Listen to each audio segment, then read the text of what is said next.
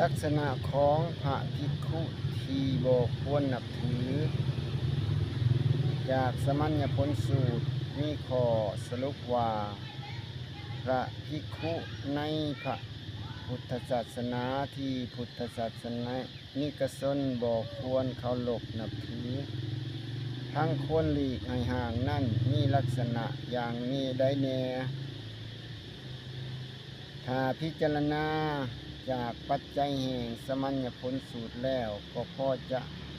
ประมวลลักษณะของพระภิกขุที่บ่ควรให้ความเคารพนับถือหรือบ่ควรไว้วางใจดังนี้หนึ่งบวชโดยบ่ได้มีศรัทธาในพระธรรมวินัยหมายความว่าบ่ได้มีเจตนาจะอบรมหรือพัฒนาตนให้บริสุทธิ์ในด้านกายวาจาใจ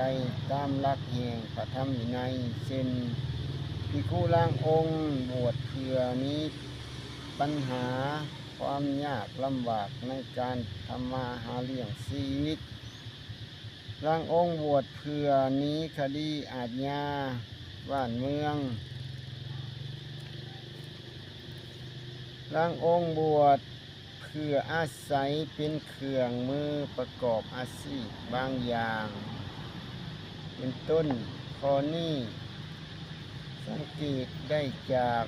พฤติกรรมของพระภิกขุเองสองย้อนญาณในพระปฏิโมกข์มีการเว้าตัวเสพยา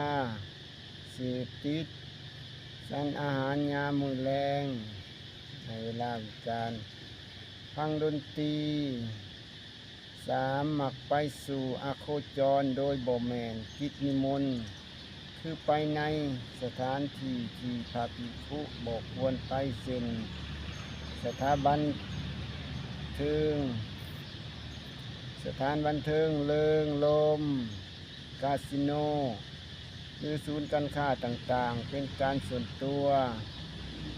ซีลินการพนันหรือส่งเสริมให้ประชาชนหลงไหลในการพนันสนใจเว้าคุยเรื่องการลบเรื่องเพศสั้นหรือเรื่องใดๆที่นอกเหนือจากกิจของสงฆ์พกอาศัยหับไส้อาสาหับไส้งานต่างๆอันเป็นเรื่องของชาวบ้านซึ่งเป็นพอซื้อให้ผู้บ่าวผู้สาวหับติดต่อพาคนเข้าเหตุการณ์เป็นต้นเรียกชีพด้วยเกียรสารวิชาสิ่งเป็นหมอดูโชคชะตาหมอปลุกเสกหมอเสน่ห์หมอผีหมอลงเลขยันคุ้มกันบ้านเฮือนถ้วยทักลักษณะบุรุษสตรีเด็กน้อยหรือสัตว์ต่างๆตลอดจนการพยากรณ์เหตุการณ์ต่างๆการให้ลือวิวาเป็นต้น8ลินเกมต่างๆเช่นหมากลูกหมากลาดลินไพ่เพื่อความสนุกสุขสนานลินคอมพิวเตอร์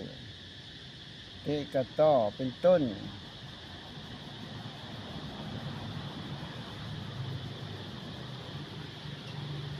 เก้าโอ้อวดความรู้ความสามารถของตนเองกว่ากล่าวดูถูกถากถางวัดปฏิบัติของบรรพชิตองค์อื่นๆ10บ่อสำรวม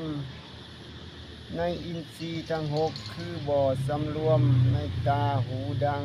ลิ้นกายและใจปปล่อยให้กุศลธรรมเข้าครอบงำ11แสดงพระธรรมเทศนาผิดเพี้ยนไปจากธรรมวินัยหรือเผยแผ่คำสอนอันเป็นมิจฉาทิฏฐิสิ้นสอนว่านรกสวรรค์บ่มีสัตว์ทั้งหลายตายแล้วสูญบ่มีโลกหน้าหรือภพหน้าเป็นต้น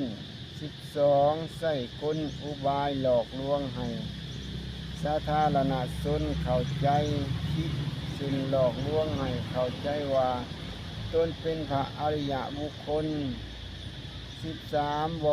สันโดษข้อนี้สังเกตได้จากการตกแต่งเสนาสนะที่อยู่อาศัย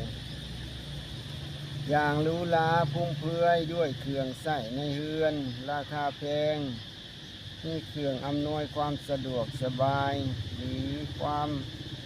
บันเทิงที่บ่ได้เป็นไปเพื่อการปฏิบัติธรรมหรือมีการสะสมสิ่งของเครื่องใช้ไว้ในกุฏิหลวงหลายเกินความจำเป็นลักษณะของพระภิกขุที่บ่ควรนับถืออาจมีหลายกว่านี้แต่อย่างใดก็ตามภิกขุที่มีพฤติกรรมกงกับข้อใดข้อหนึ่งใน13ข้อนี้พุทธศาสนิกชนทั้งหลายก็พึงตั้งข้อสังเกตไว้ก่อนว่าอาจจะเป็นภิกขุที่ย่อนยานในพระธรรมวินัยบ่ได้บวชเข้ามาเพื่ออบรมตนให้เป็นพระดีตามหลักพระพุทธศาสนาด้วยการทั้งปวง